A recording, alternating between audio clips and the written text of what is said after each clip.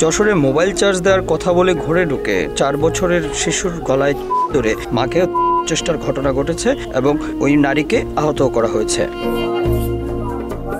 রোববার ১৬ মার্চ রাত 11:30টার দিকে যশোরের নিউ মার্কেট এ ব্লকের গাবতলায় একটি বাসায় এই ঘটনা ঘটে। আহতের ভাই জানিয়েছেন, তাদের প্রতিবেশী হাসান আলী রাত 11:30টার দিকে মোবাইল চার্জ দেওয়ার কথা বলে ঘরের দরজা খোলায়। দরজা খোলার পরপরই ঘরে থাকা ৪ বছরের শিশুর গলায় ধরে ওই শিশুর মাকে চেষ্টা করে। তখন চিৎকার করলে ওই শিশুর মাকেও করে পালিয়ে যায় হাসান।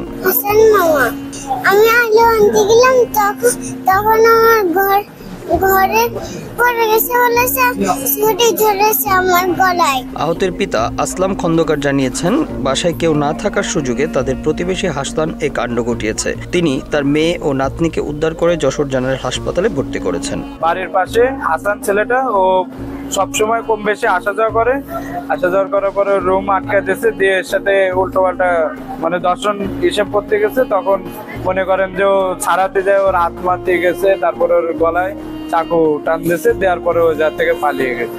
আমার মেয়ের সাথে অন্যায় কাজ করার চেষ্টা করেছে, যার কারণে এই দুর্ঘটনাটা ঘটাইছে।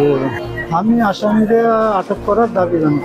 কোতোয়ালি মডেল থানার ওসি কাজী বাবুল হোসেন জানিয়েছেন, এই ঘটনায় আহতের ছোট ভাইয়ের বন্ধু সহ অজ্ঞাত ৩ জন জড়িত রয়েছে। তাদের আটকে অভিযান পরিচালনা করা হচ্ছে। দ্রুতই জড়িতদের আটক করে হবে বলে জানিয়েছেন তিনি। ছোট বাচ্চা এবং তাকে জিম্মি করে তাদের সাথে তার চুরি মারছে আর কি। এটি আমি মূল রহস্য উদ্ঘাটন করবো। ভিক্টিমের ভাইয়ের ছোট ভাইয়ের বন্ধু এবং অজ্ঞাত 2 জনের কথা আসতেছে। এখনো আমাদের কাছে অভিযোগ বা এজাহার দাখিল করে নাই। তারপরেও আমরা সংবাদ পেয়ে আমরা মাঠে নেমেছি আসামি গ্রেপ্তারের জন্য। Bangla affairs news desk.